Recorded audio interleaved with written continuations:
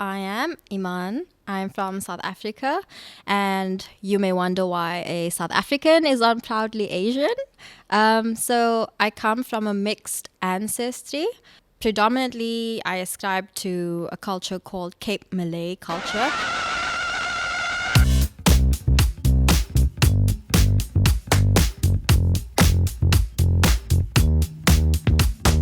Welcome to Proudly Asian, a podcast series that tells bold and proud stories of Asians by Asians.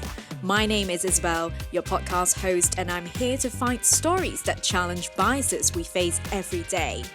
There's never just one way to look at Asians. This podcast will take you through a deep dive into the life stories, struggles, and triumphs of young Asians around the world.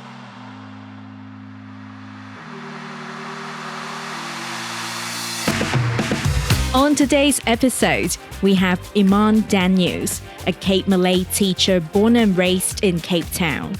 Growing up between multiple cultures, Iman eventually moved across the world to South Korea and Hong Kong. She joins us to talk about growing up in South Africa and what it means to carry a layered identity that few people understand.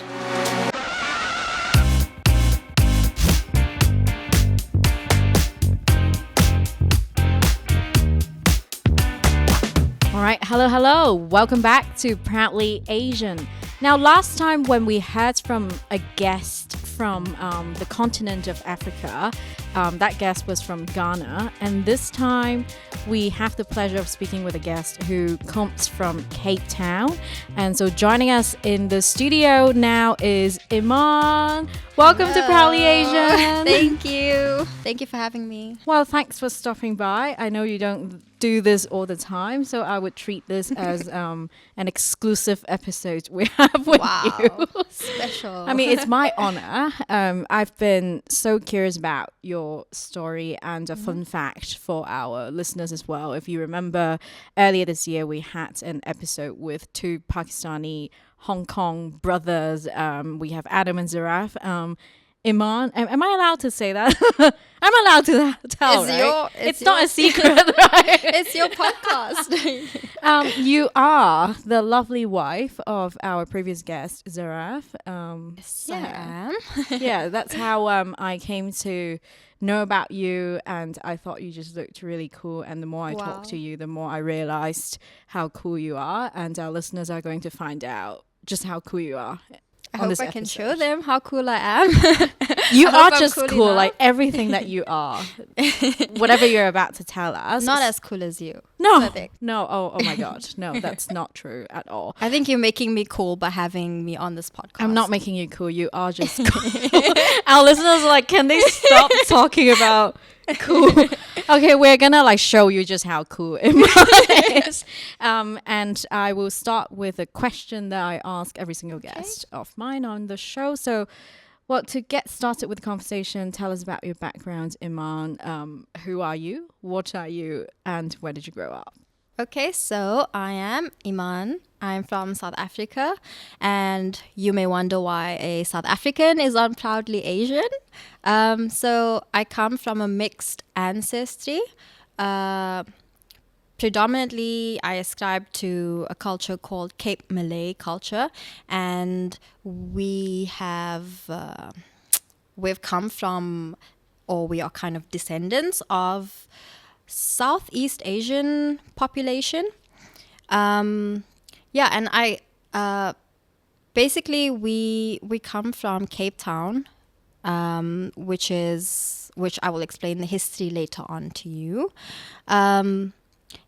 So I come from Cape Town, a small town in Cape Town. It's called Strand. It's a coastal town, very tiny. A mix of people in there, people who look like me, people who don't look like me. And that's where I grew up. My whole family grew up in this small town. And I went to school there, I went to university there, and I worked there for a couple of years while I was studying. And I would say post-COVID, I kind of felt stuck And that's where I decided, okay, I want to just get out of this place. You know, I want to travel, which is something that I've always wanted to do a lot. And in my studies, after doing my undergrad, I decided I want to do PGCE, which, if you don't know, is the teaching degree. So I decided, okay, with teaching, you can travel, you can go abroad, anywhere you want to go. Lots of South Africans go abroad and teach. And I used that opportunity after COVID, and I went to South Korea.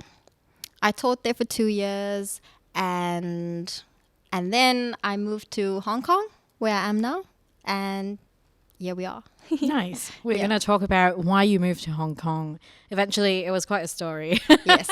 But that is very interesting because obviously, like you mentioned, we don't always come across people of Asian descent coming from Cape Town.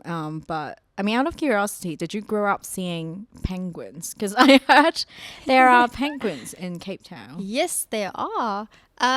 Actually, there's something called the African penguin. Yes, so you can find I mean, this is something that I like to tell people as well, because they just assume that penguins are in like the Antarctica, South Pole, yeah. right?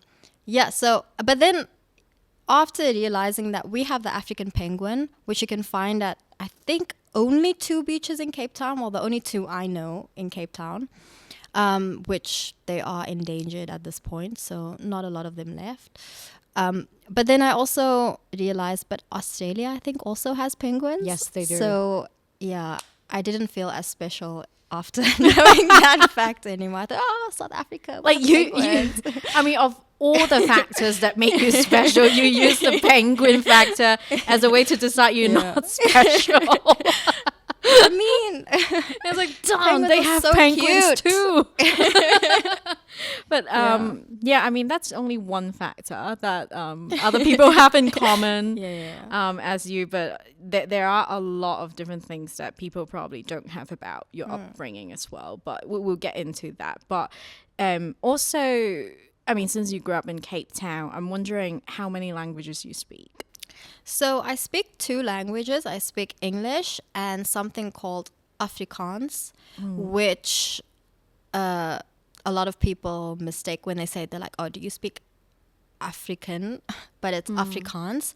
So this language developed from, I would say, Dutch settlers and also the Cape Malay people who lived in Cape Town at the time. Or I shouldn't say Cape Town, because at the time, and when I say the time, I mean the 17th century, like 1600s, we had this, I would say, Dutch colonizers. Basically, it was a company called the Dutch East India Company, and they would trade with Southeast Asia. And because they couldn't go over the land, I think there was some taxes and things. If they had to travel all the way through, I think, the Middle East, they would have to be taxed. So it was cheaper for them to go all the way around Africa to Southeast Asia. And they would stop at the Cape, let's call it the Cape, and they would kind of replenish their ships there. And this is in the 1600s that they stumbled upon the Cape. And they liked it because it had mountains and it had grass and they could farm there. There was ocean, there was everything, you know? Like fertile lands. It was just ideal. What's start to laugh? Exactly. I mean, penguins. Yeah, penguins. So They don't have those. don't have those.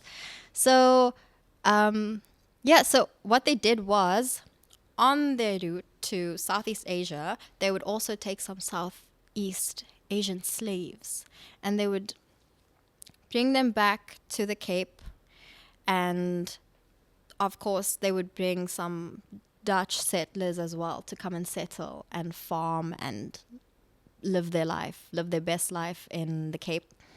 And there was this mixing of Asian and European. which formed the language Afrikaans.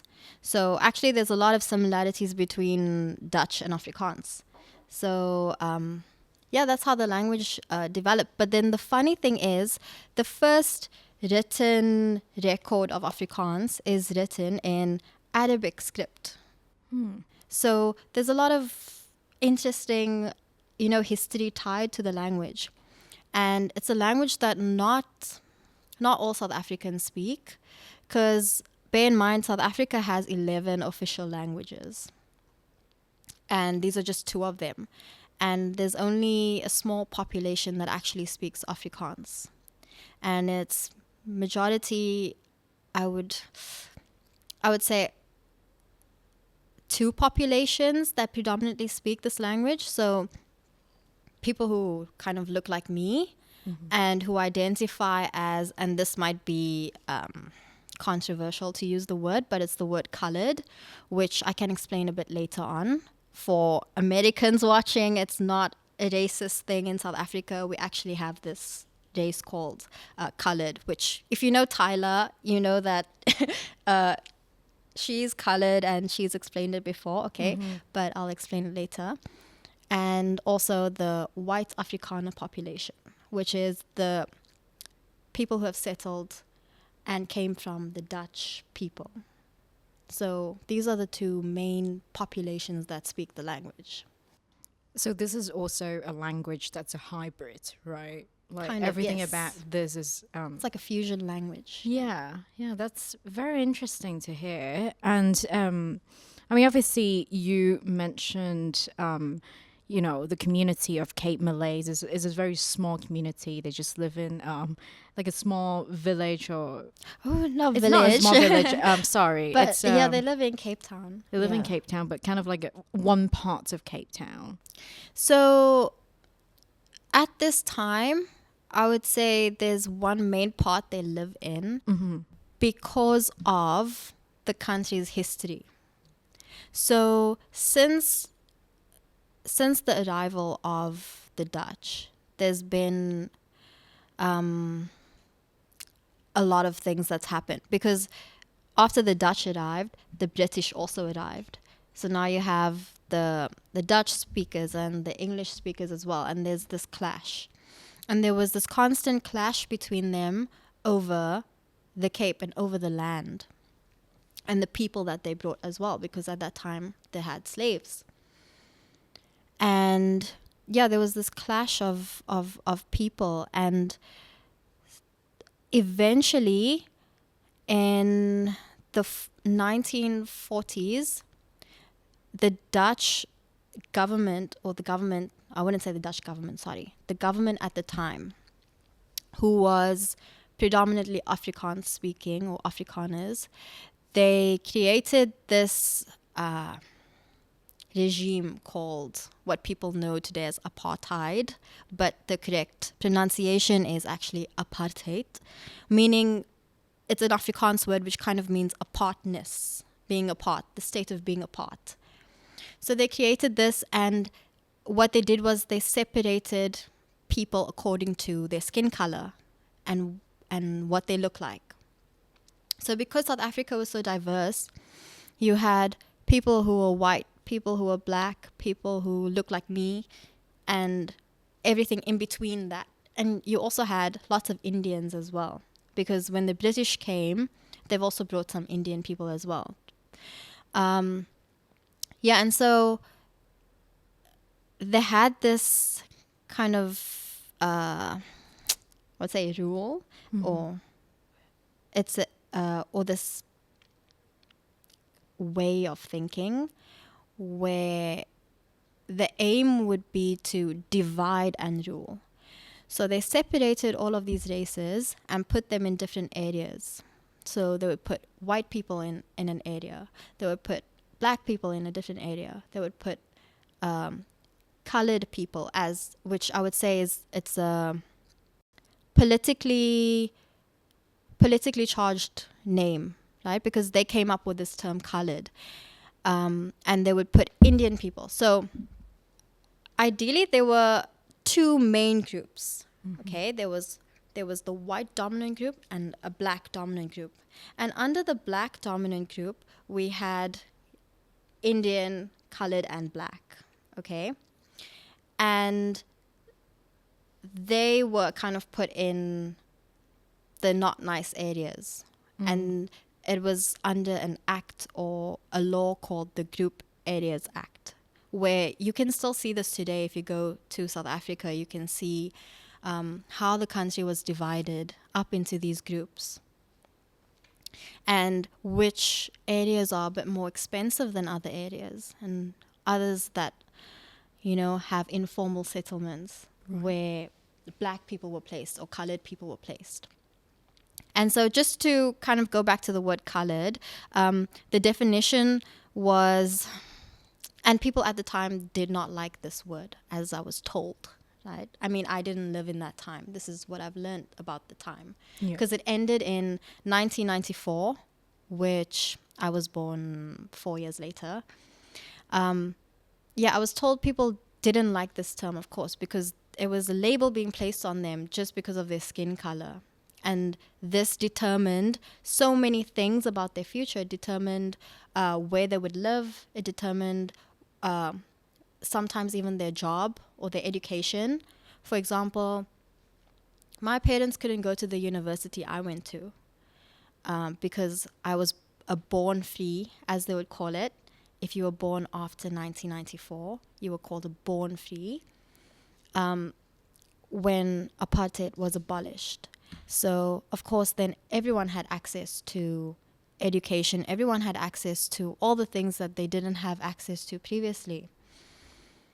And so, going back to the word colored, it was everything in between. So if you were Cape Malay, if you were from East Asian heritage, you were considered colored because you were just a mix of things. Right? If you were mixed race, if you were mixed between So let's say, basically, either you're not white, if you're not black, then you're colored. Yes, or not Right. Indian. Right. Right? Or not Indian. You were colored. So no matter what you look like, you were just considered colored. And so they had the different areas for these people, and then eventually the Cape Malays of the time, they were moved to a specific area. And where you can find today in Cape Town, it's beautiful color houses on the mountain. It's called Boerkaap. And I believe that the reason why it's colorful is because they kind of represent freedom, because previously I think there were laws about the colors of the houses, and then once these people were free and those laws were abolished, then they just decided, let's just go all out with the colors. Let's paint them all the colors, And so today, when you want to find anything Cape Malay, then you can go to the Boerkaap to find it. If it's food or history, to learn about it. That is very cool. I really appreciate how you filled us in with the context and the history about the Cape Malays, which I can imagine for a lot of our listeners, including myself, I was not aware of such community being around in Cape Town. And also you kind of opened our eyes in terms of maybe exercising a little bit more awareness and also critical thinking around why some language or some words are pronounced the way they are. And perhaps they're really coming from the lens of would it be colonizers or like a Western that's not native to the land. So I really appreciate that. And I also love how you gave us context about, for example, the label colored. Obviously, some of our American friends would come up and say, hold on. I know. Are you trying to get yourself cancelled? But Yeah, there is a rich history where it's you come different. from. It's different. And it's still, actually today, it's still, if you're applying for something, they would ask you, what are you? Are you black? Are you white? Are you colored? But where would that be? If you're applying for a loan, for example. Currently, because the government wants to make some reparations, because of apartheid.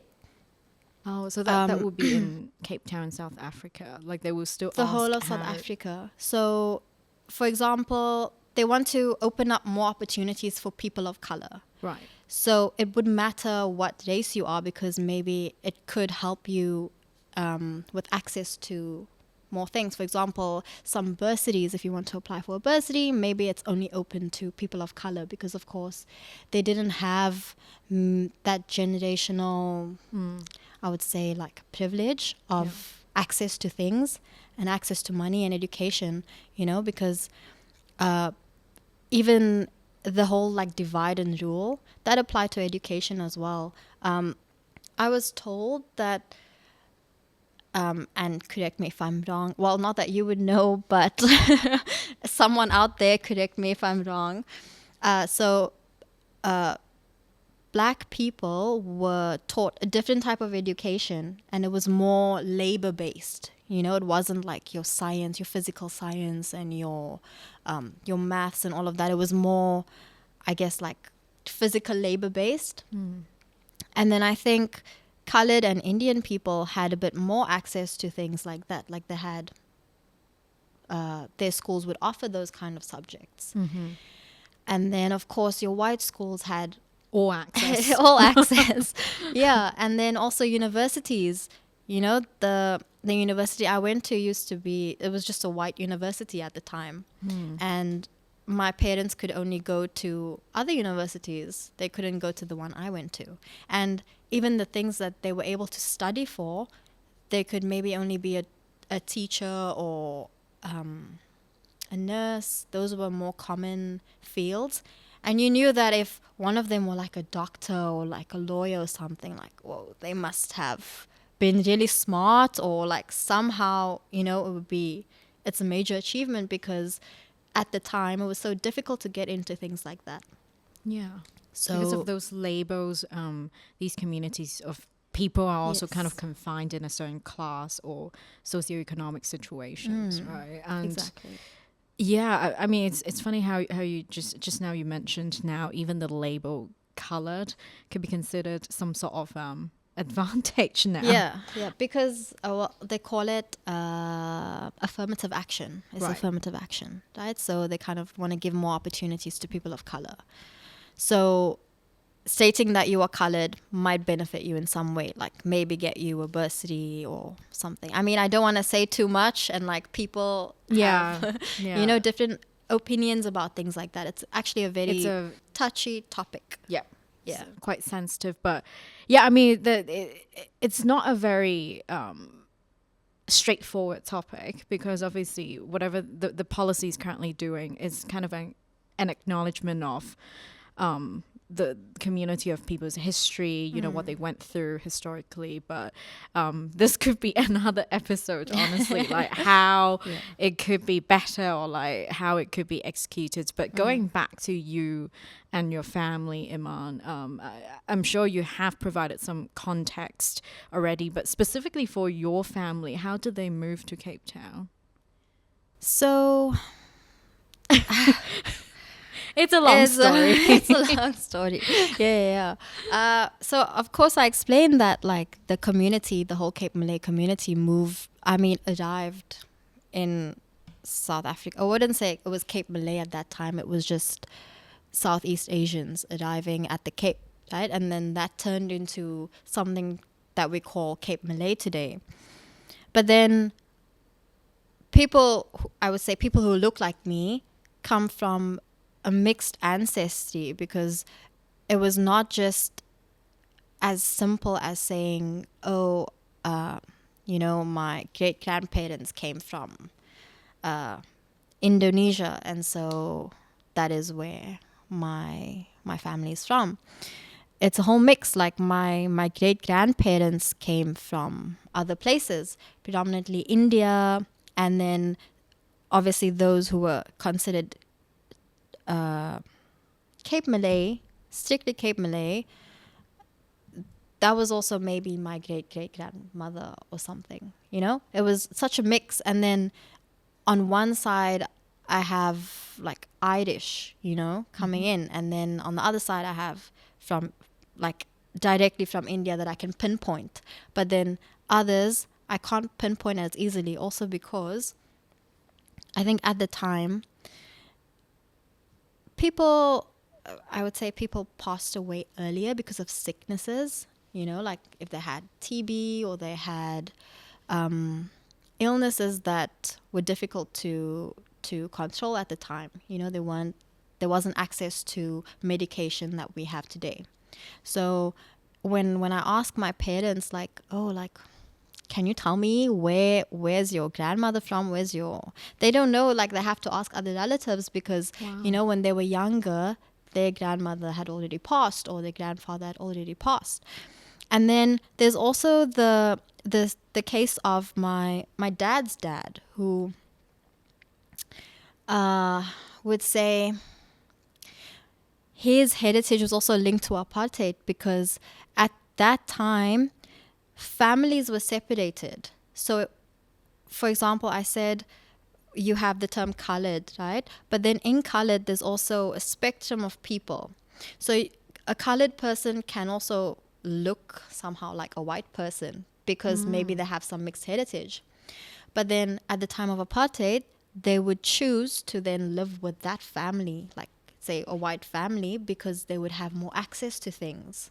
Right. And those who could not really pass for a white person, they would just stay with their colored family.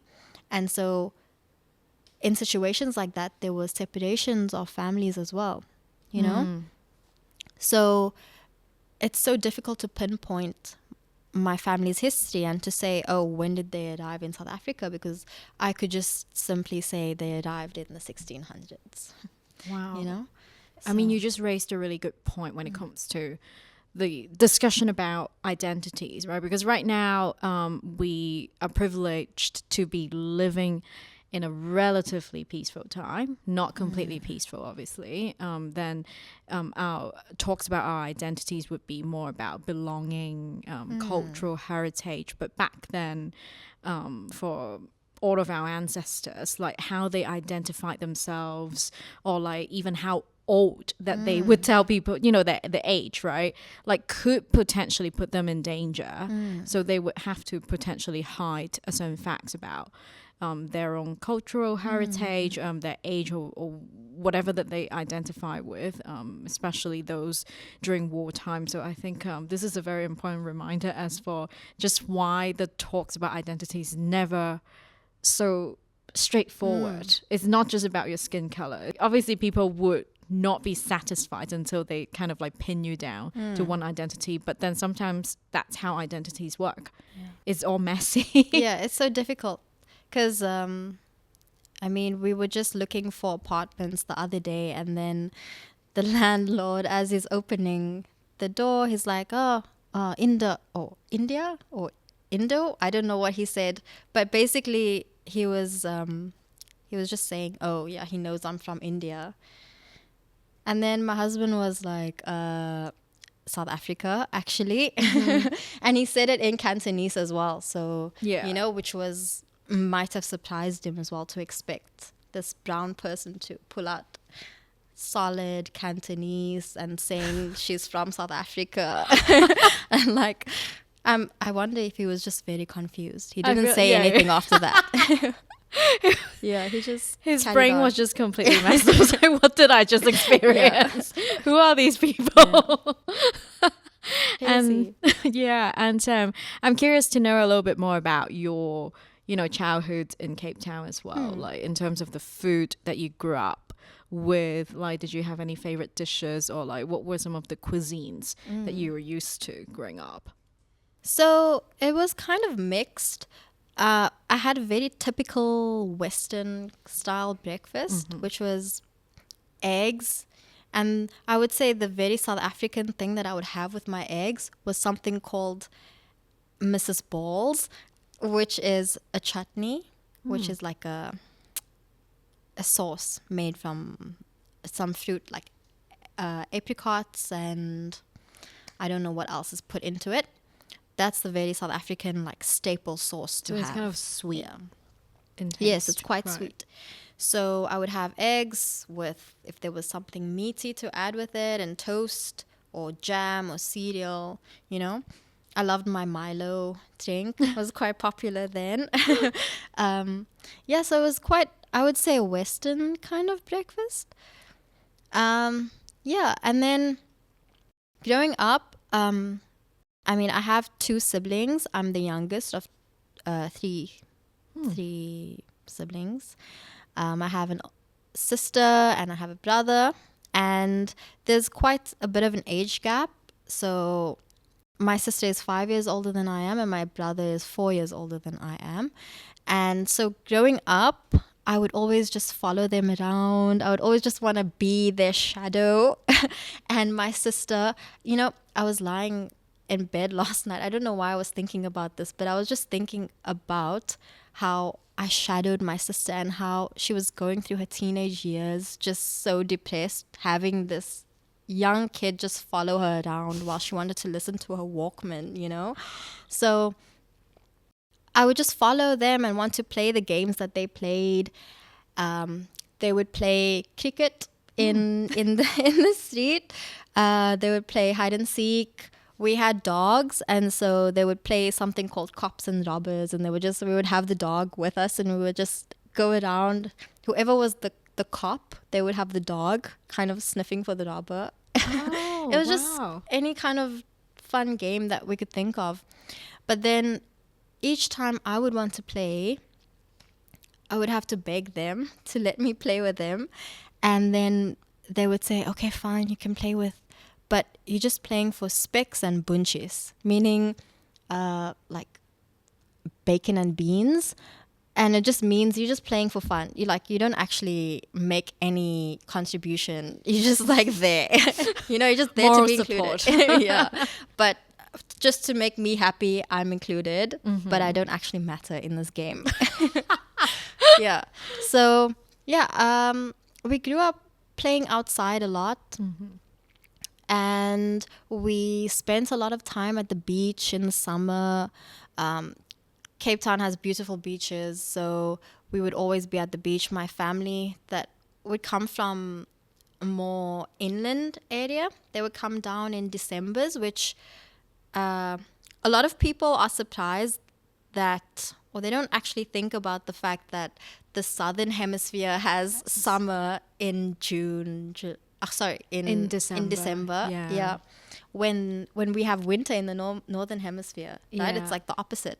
So they don't understand that. They kind of are confused about why it's so hot in December in Cape Town. Yeah, so my family would come in December holidays, and then we would go to the beach, and we would go on drives around the mountain.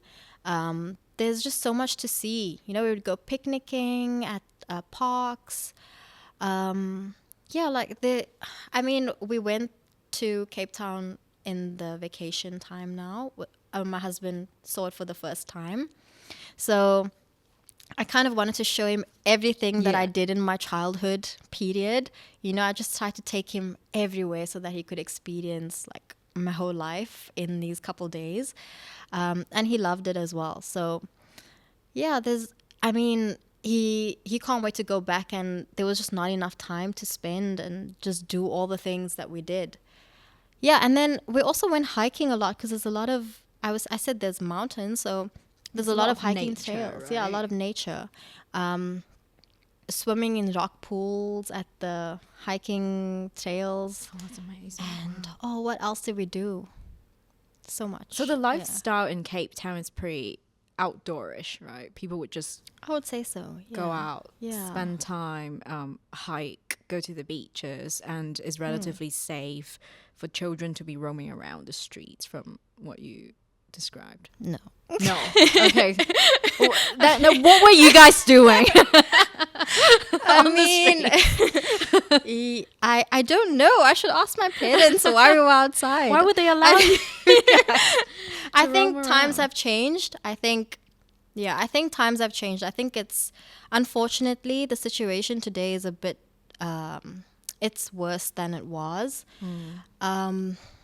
You know, like people just looking for jobs, and the economy it's just getting worse. So Times are crime hard. is increasing, right? But I think at the time that I grew up, it was a little bit safer, and we just played in our driveway, in the street, and my parents always made sure that we were home before, or we were inside the house before sunset. Okay. So, I mean, they did care about us like that. Of course Yeah. they did. I was just Yeah. joking. Yeah. Yeah, and now going back to your identity, I'm just wondering, like, if you ever struggled to make sense of your own identity. Have you ever wondered, oh, why do I look the way I do? How do I describe myself to people? How do I explain my life story to people? So I think because I grew up with a community of people that were similar to me, you Right. know, like we existed as a group.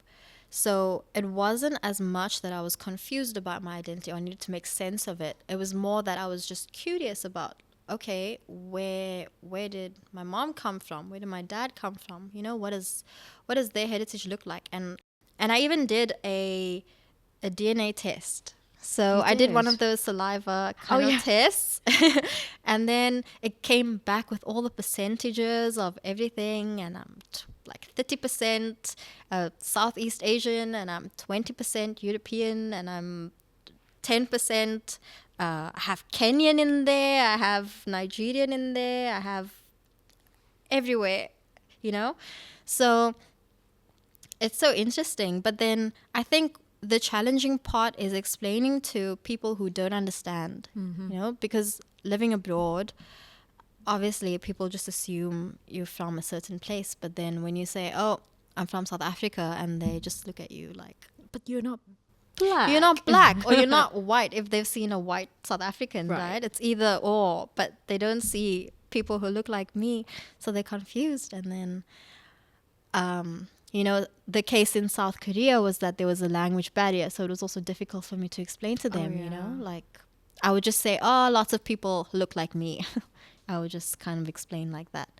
So that was more of the challenge, explaining your identity to someone who doesn't understand. And especially because South Korea is more homogenous community, right? Or country. So it's even more challenging to understand something as diverse as a country called the Rainbow Nation. Actually, we're called the Rainbow Nation because of Yeah. the mix of people. So, yeah. Wow. Was it shocking to you when you first moved out of South Africa and have people always questioning, like, what are you?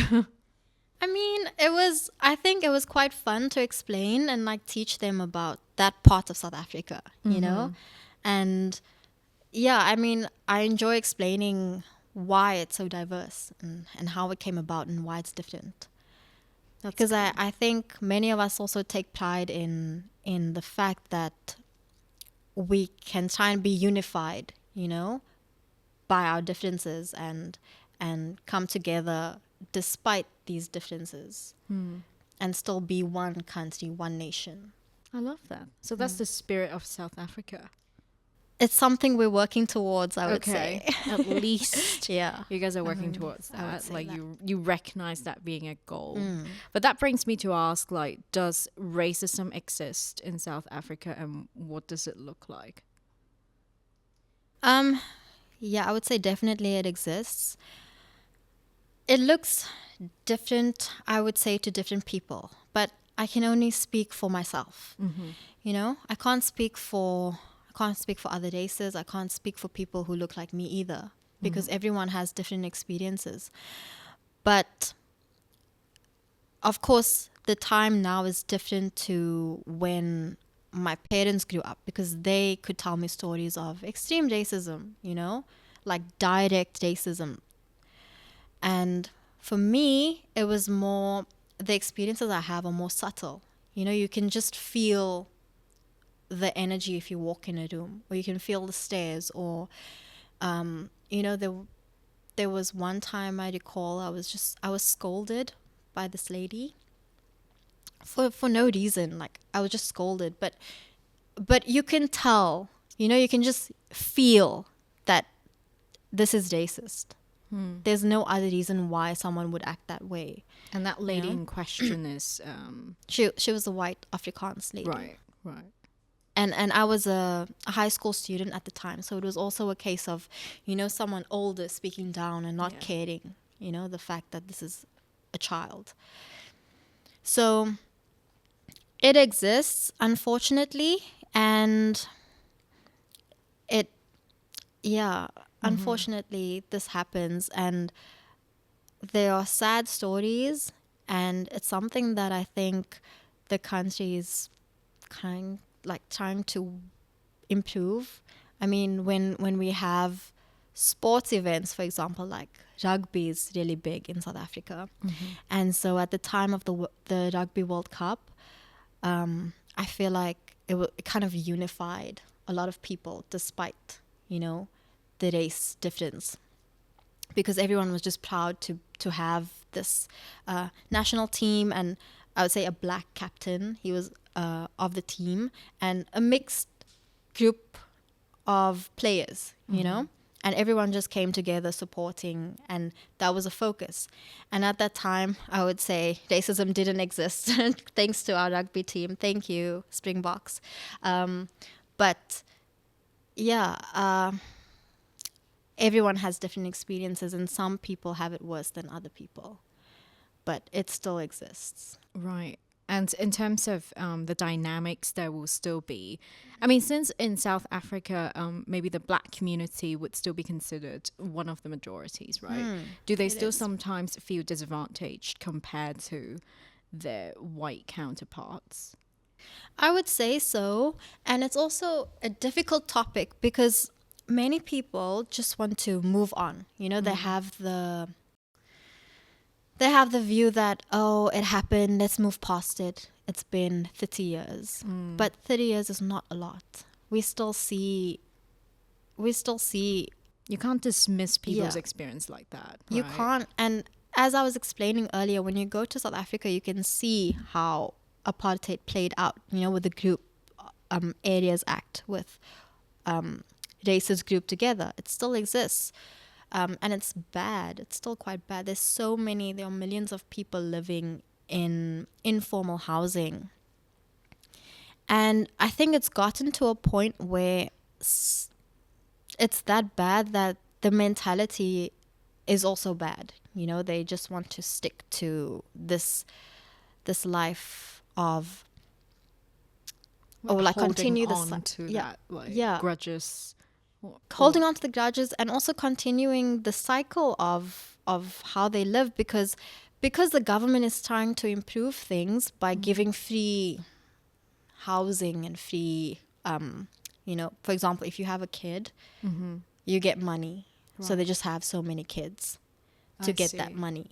And it's just the cycle that continues. But then those people who have the mindset of, oh, let's just move on, let's get past it, they're not understanding that, many people had that generational advantage. They carry that, I would say, wealth with them, and that advantage with them, which a lot of people who did not have that, they don't have the same thing. You can't equate it. You can't say, oh, let's just move past it, but then you're living in your comfortable house, your granddad's money that's somehow is in your bank account. Yeah. But it's then easy for them to it's say. Easy, So it's a nice thing to think of, to just move on from something. But the sad thing is that a lot of people don't recognize that we can't just simply move on like that. No, because it's all systemic.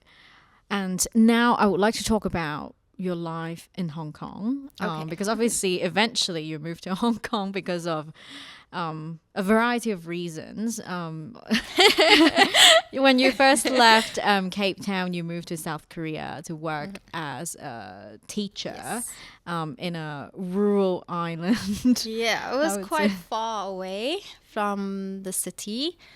And so I worked there for 2 years. When you asked me how many languages I speak, and I would say I speak a sixth of Korean as well. Oh, that's really Yes. cool. Nice. So I had to learn some of the language because I was living on this rural island and no one spoke English.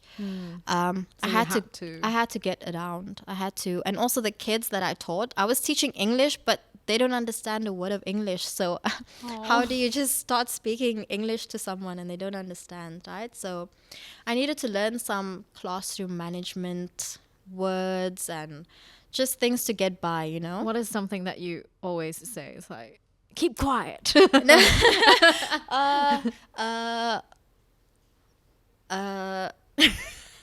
이해하시겠습니다. 이해하시겠습니까? I think if for anyone who's Korean listening, please don't judge me, but it's basically I just ask them, do you understand? And what the kids would do, like they would just repeat it after me as well because I guess I just said it in a funny way. So they would just kind of, they already know my words and how I pronounce it, you know, they already know. They got used to it. Yeah, Oh, yeah. that's really cute. So yeah, I mean I did learn quite a few things, and when people would speak to me in Korean, I could kind of understand the gist of what they're saying.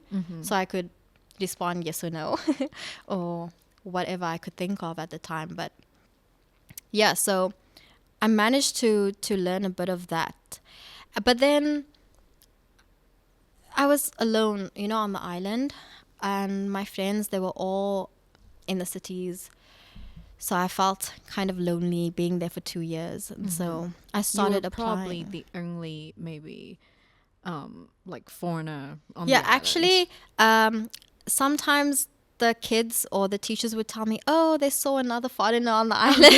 Or like So they you tell guys should me, meet. yeah, they'd tell me like the high school, because there was a primary school and there was a high school. And the high school also had like one teacher. And so anytime I would see a foreigner on the island, I'd be like, oh, I wonder if it's them. I wonder if they're the teacher, you know? But then I never ended up meeting this one other foreigner on the island. Oh. Yeah, so sad. What's the name of the island? Maybe we can like do a call out. It's like, if you are that foreigner. Okay, excuse me, if you work at the high school in Yeonghang-do Island, shout out to never meeting you, but I hope you have a good life. Say hello. And Yeah. obviously after South Korea, you moved to Hong Kong, but there was quite a bit of story Yes. before you got to Hong Kong, right? Because Hong Kong Yes. was not where you had in mind. Yeah, so ideally I just had Seoul in mind, or some city in Korea, some civilization, right? And I started applying to different places. I applied to what they call hagwons, which is a private academy.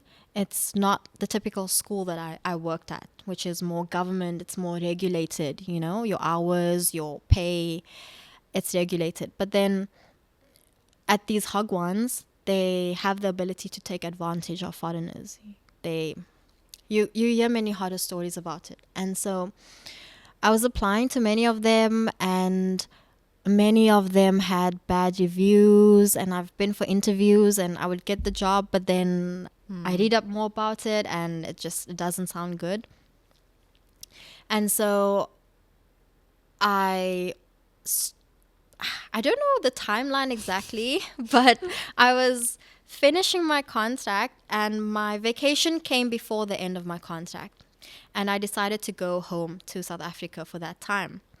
And I also wanted to travel a bit more. And so I decided, okay, let's find a safe place for a female to travel alone in Asia somewhere on the way. back to Cape Town. Yes, right? on the way back to Cape Town. Where can we go? And I found Hong Kong. And I decided to book my flight so that I had a couple days there and then get a connecting flight to Cape Town. So I stayed for 4 days in Hong Kong.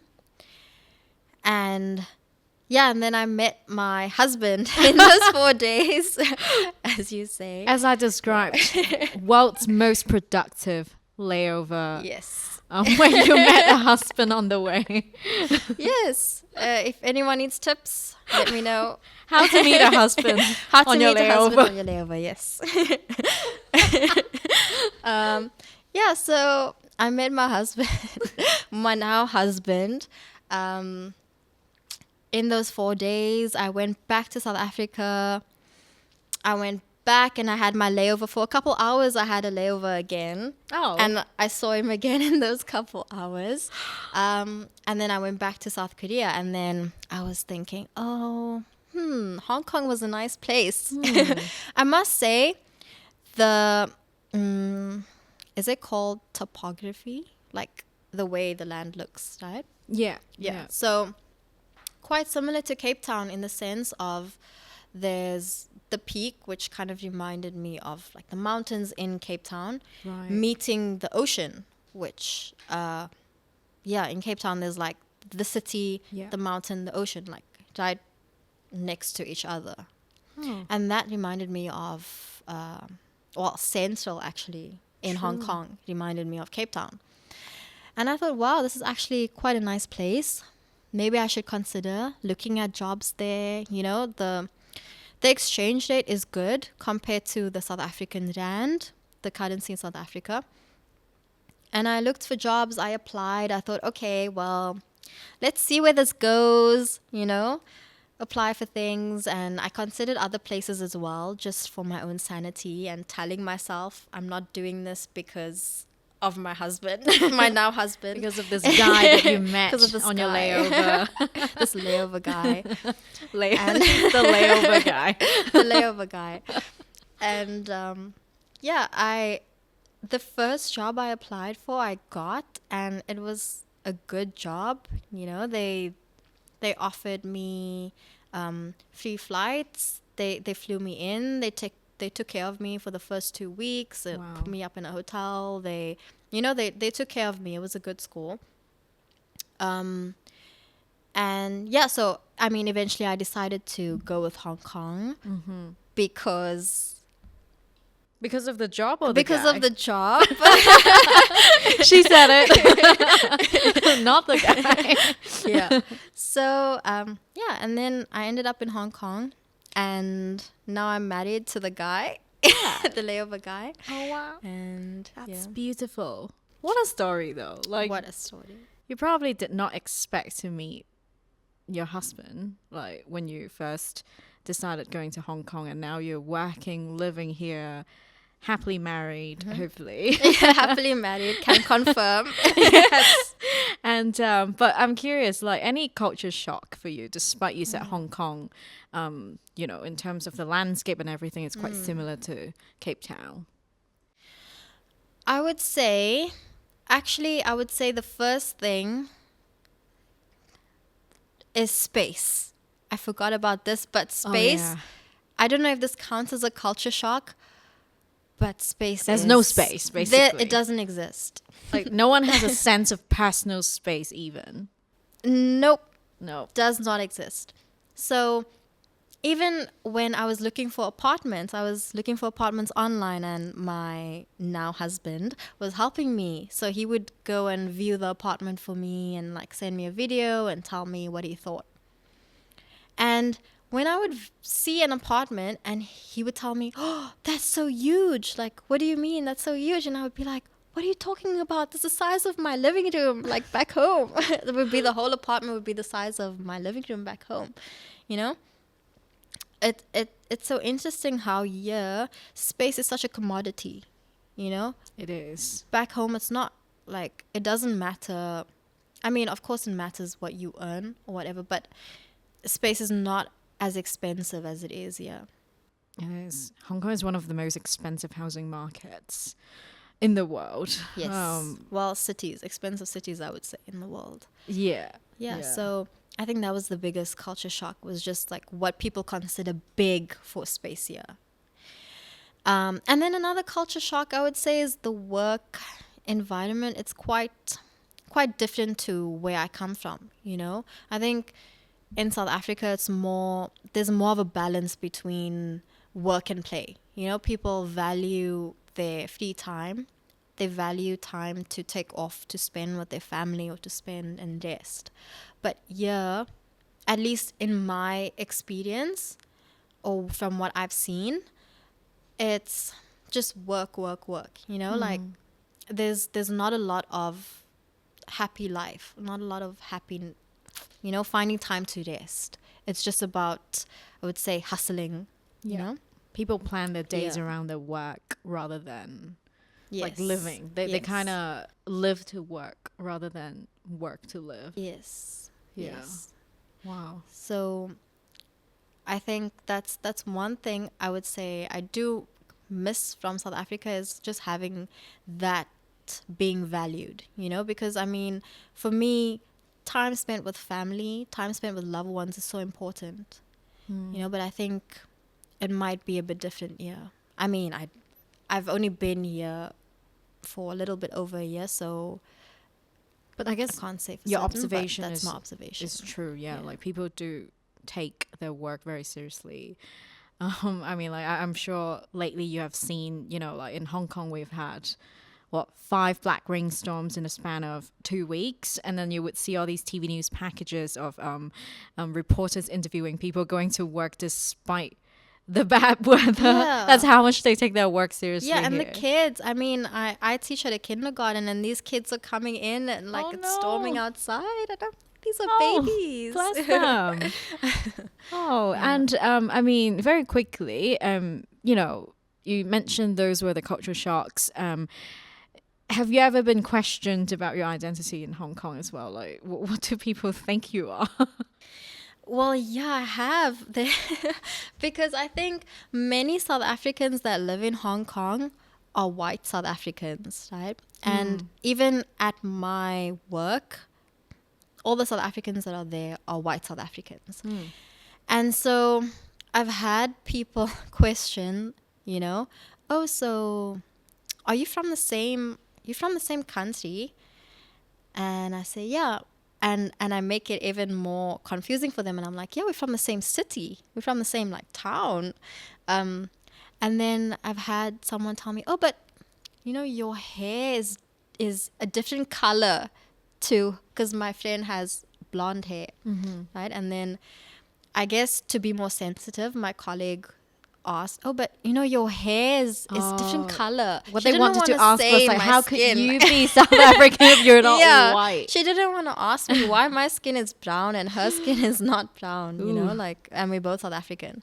And she's had it as well. Someone asked her like, oh, you and Iman are from the same country, but your skin is different.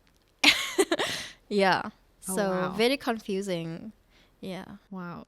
Yeah, I gotta say, I don't know if you agree, but in Asia or maybe Hong Kong, people do make comments, direct comments about appearances, skin colors, or even like maybe like coming back from a holiday, a beachy holiday. People are like, the first thing that they would tell you got dark. It's like, yes, thanks very much. That's called a tan. I think, unfortunately, it's also just, I would say, a worldview. I think, unfortunately, I would say more fair skin is valued over darker skin. I wouldn't say, as much as it is a common Asian thing, unfortunately, that is the view of many people of the world. Yep, that's true. Yeah.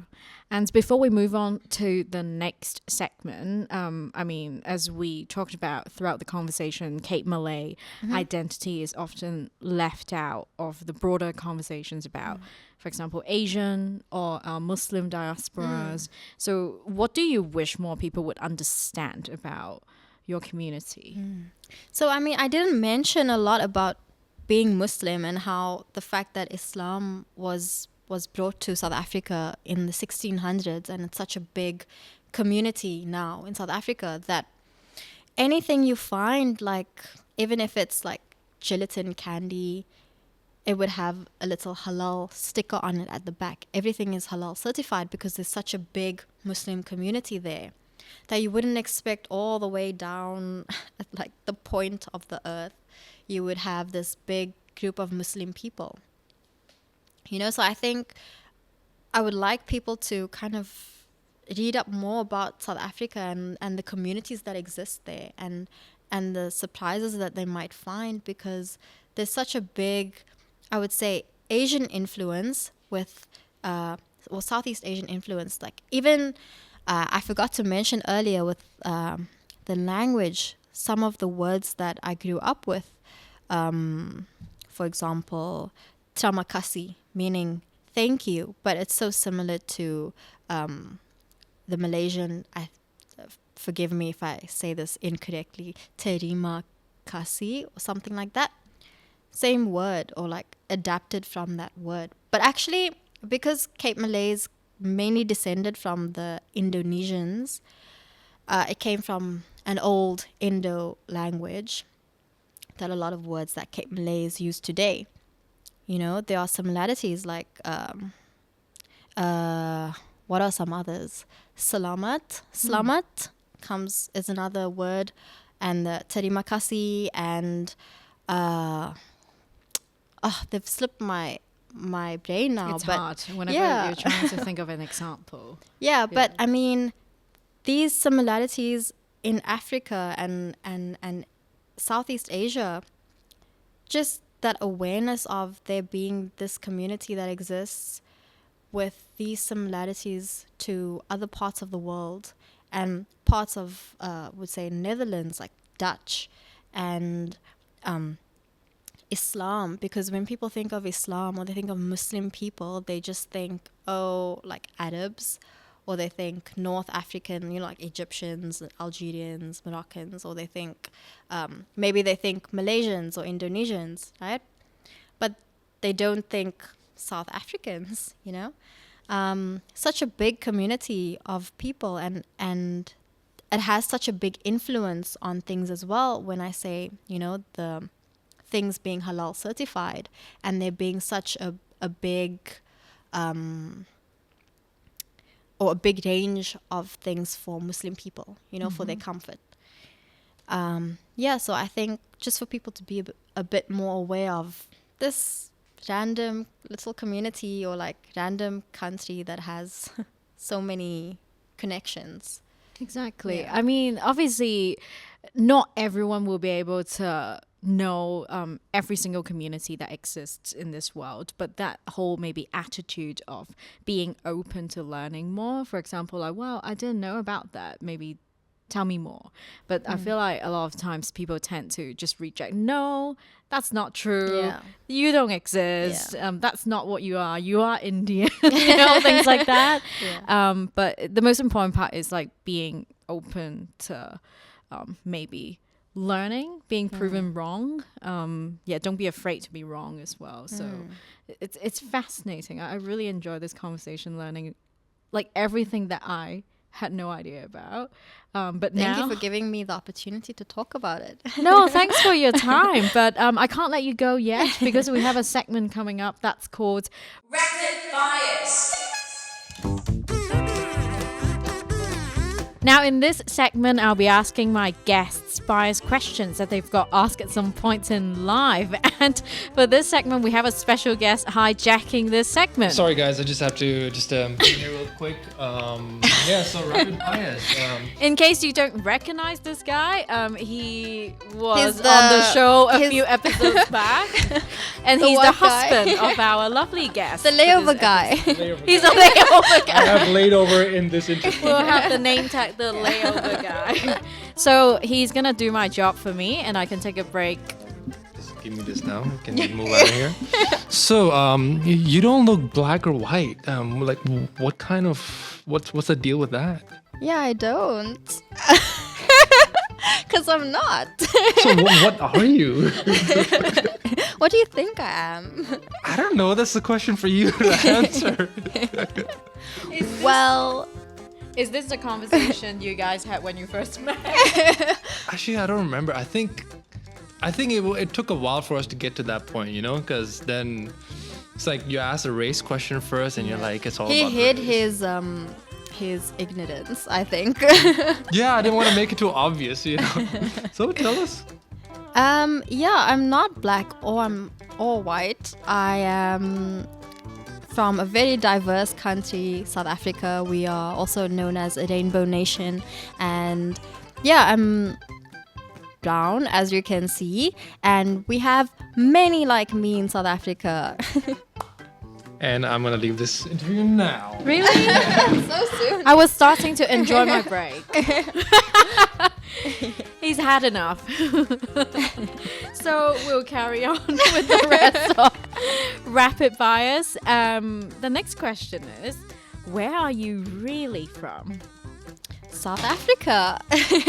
So, yeah, I mean, yeah, people don't know that South Africa has been mixed with people since the 17th century, when the East Asians came and the Dutch came, and it was just, we had the very local South African people, the indigenous South Africans, known as the Khoi or the San people, where very few are left today, and so many of the people that exist in South Africa today are actually not indigenous to South Africa. Yeah.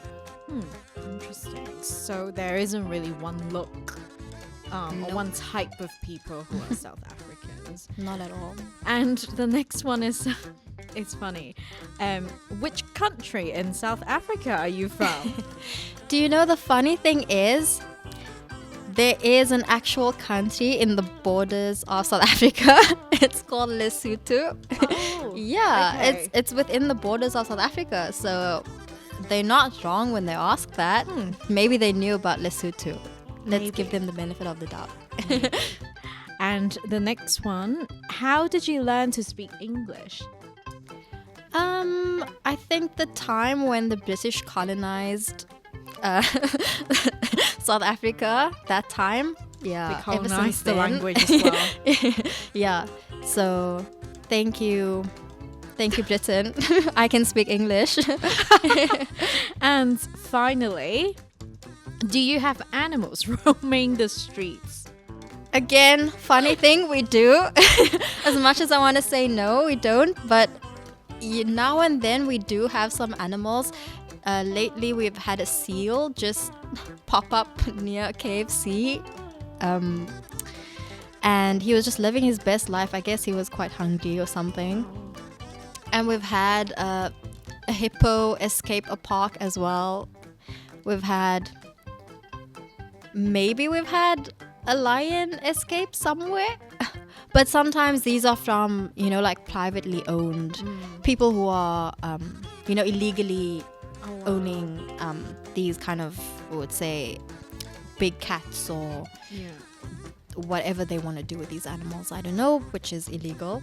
But it has happened that they've escaped an enclosure or something. Then, yes, they are roaming the street. But we do have fences. We do have safe reserves for animals, They're not just in our backyards.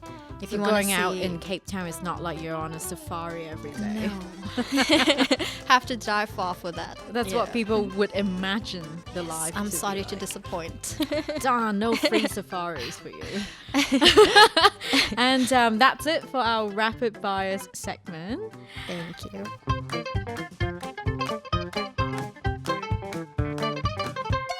And now for us to wrap up the episode, do you love music, Iman? I love music. Thank you do. for asking. So we do have this Proudly Asian playlist, which we invite all of our guests and listeners to contribute to. So I'm just wondering if you have a song that you would recommend us to add to this playlist. So the song that I've chosen is from a rapper from Cape Town. His name is Youngster CPT, and he raps about Cape Town. I thought that it's quite interesting because he's also considered colored, and he's also Muslim, and he raps in a very typical Cape Town accent as well. And yeah, he raps about the life in Cape Town and this song called Benny McCarthy, which is, I guess for soccer fans, you might know Benny McCarthy. He's a soccer coach. He's from Cape Town. And I think I don't know anything about Benny McCarthy, but I think he was But at least somehow you know about related to Manchester United or the United Kingdom. I don't know. But the song is about him and how he's made it big, and how he represents Cape Town where he goes. Yeah. And I like the song. I hope whoever listens to it enjoys it as well. Also, don't judge my music taste based on this one song. No, definitely not. Thank you so much for adding a song to our playlist. I can't wait for our listeners to check it out. And if for those who would like to check out the playlist, you can also find the link in the episode description. And finally, one last question for you, Iman. What does it mean to be proudly Cape Malay to you? Because I would say being Cape Malay is also from a mixed ancestry. I would say there's acceptance of others. Keyword acceptance. I think it means that anyone is welcome, and we're excited to teach you about the culture, excited to feed you the foods that we make, welcoming other people into it and just letting them understand who we are and what we're about, and just sharing that with other people. That's amazing. If there's one dish that you would recommend people to try out from the Cape Malay cuisine, what is that dish? Oh, that's difficult. So not a dish. Okay, if I had to give a dish, I would say bobotie, which is a minced dish and very typical Cape Malay dish. Just Google that one. But the one I want to talk about is a dessert. It's a donut, more of like a spicy donut. It's called a kusista. And we would have it Sunday mornings with coffee. It would be the tradition to have it on a Sunday morning with some coffee. It's just spicy donut. When I say spicy, I mean like cardamom, cinnamon kind of spices. And after it's fried, you put it in like a syrup, sugar syrup, and some coconut. And then you eat it. And you have hearts bubbling in your tummy. Nice. And wow, what a good Sunday tradition. Starting your Sunday with a donut and a cup of coffee. That's amazing. Well, thank you so much for sharing your story, your heritage, and the history of the Cape Malays with us on this episode. Obviously, an hour and a half is not enough to cover everything, but I just appreciate how you were trying your best to explain all the nuances and the context with us. Thank you so much for having me and giving me the space to explain, and even though it was a bit all over the place, but it's not easy. Yeah. Telling thank you story. again. Yeah. Thank you so much. That's it for this episode of Proudly Asian. Don't forget to follow us on Instagram at proudly.asian for more content. We are on Spotify, Apple Podcasts, and YouTube. Leave us a 5-star review on wherever you get your podcasts. Thanks for tuning in and signing off for now. I'm Isabel Wong.